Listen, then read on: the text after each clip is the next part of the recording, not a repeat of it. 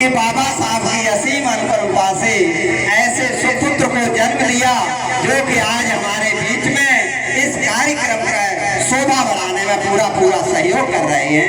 धन्यवाद। आए और अपने मुखारबिंद से कुछ शब्दों की वर्षा करें और हम सभी लोग बड़े प्यार से उनके शब्दों को रसास्वादन करें। धन्यवाद।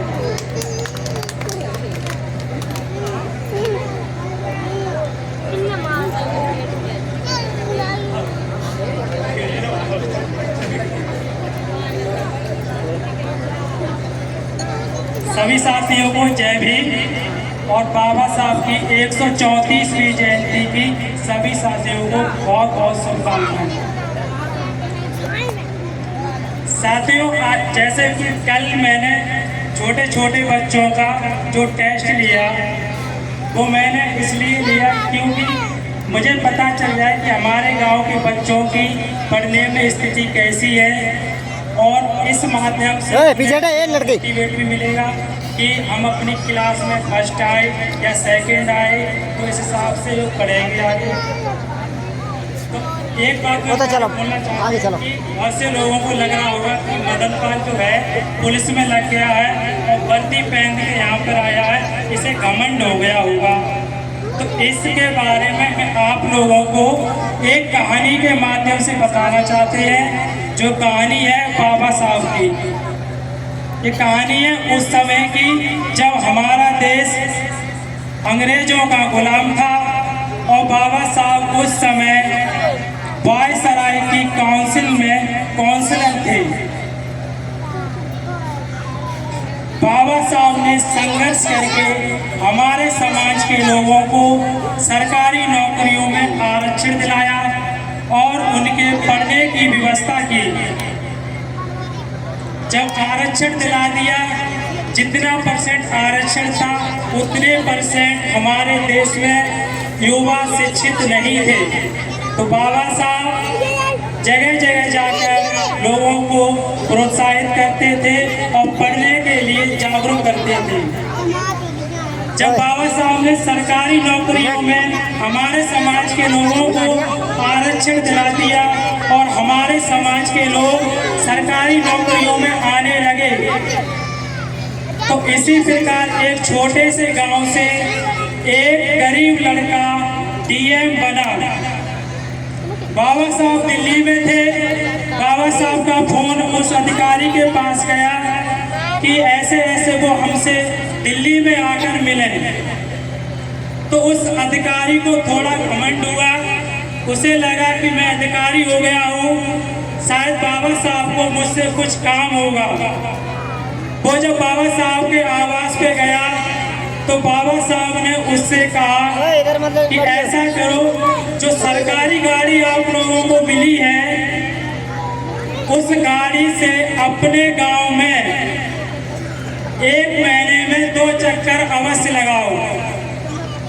इतना कहकर बाबा साहब अपने काम में बिजी हो गए।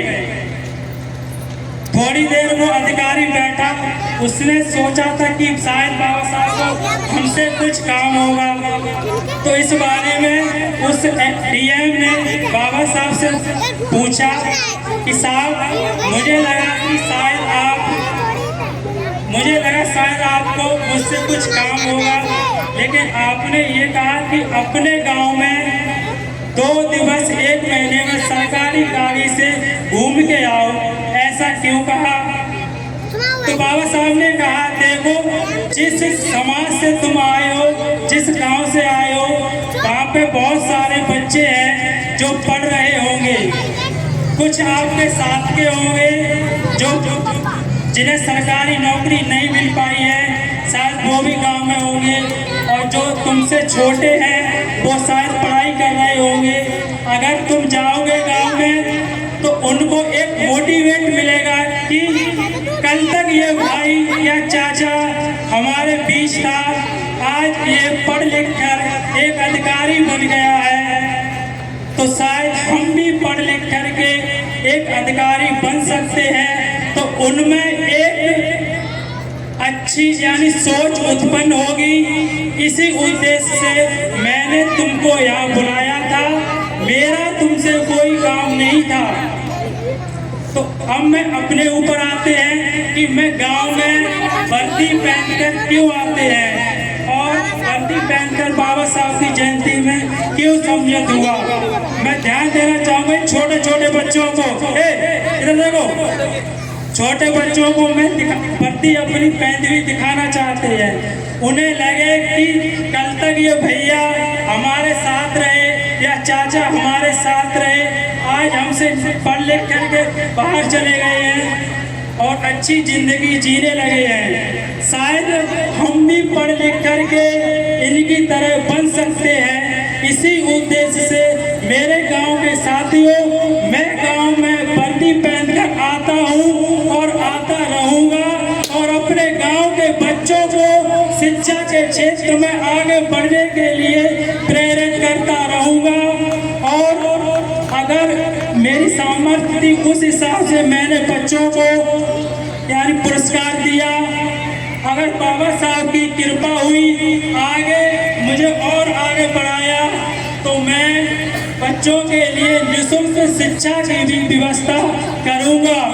ये निःशुल्क शिक्षा की व्यवस्था मैंने अपने गांव में की भी थी, लेकिन किसी कारणवश वो मुझे बंद करनी पड़ी, उसका मुझे खेद है। लेकिन आप सभी लोगों का आशीर्वाद रहा तो आने वाले समय में मैं वो योजना फिर चलाऊंगा और अपने गांव के सभी बच्चों को निःशुल्क कोचिंग दिलवाने का काम करूंगा, क्योंकि बाबा साहब का जीवन हम लोगों के यानी स्थिति सुधारने में उन्होंने अपना कुर्बान कर दिया। तो हम लोगों का ये कर्तव्य है कि हम अपने समाज के लोगों को जागरूक करें, उनके माता पिता से कहें कि अपने बच्चों को पढ़ाएं। काम करना तो जिंदगी भर है, लेकिन जो बचपन का समय है पढ़ाने का, उस समय में अपने बच्चों को पढ़ाइए। हमने देखा है कि हमारे गांव में छोटे छोटे बच्चे मजदूरी करते हैं, तो उनके माता पिता से मेरा हाथ जोड़ के निवेदन है कि अपने बच्चों का भविष्य बर्बाद ना करें, उन्हें अपनी सामर्थ्य के अनुसार पढ़ाएं। और अगर आपको पढ़ाने के लिए पैसे नहीं है, अगर आपका बेटा या बेटी पढ़ने लायक है, तो ये मदन आज वायदा करके जाता है आपसे कि उसकी शिक्षा मैं पूरी कराऊंगा। तो इसी बात के साथ मैं अपनी वाणी को विराम देता हूँ। भाषा से कहेंगे कुछ और बोले। Thank you. बहुत बहुत धन्यवाद के साथ ये बाबा साहब की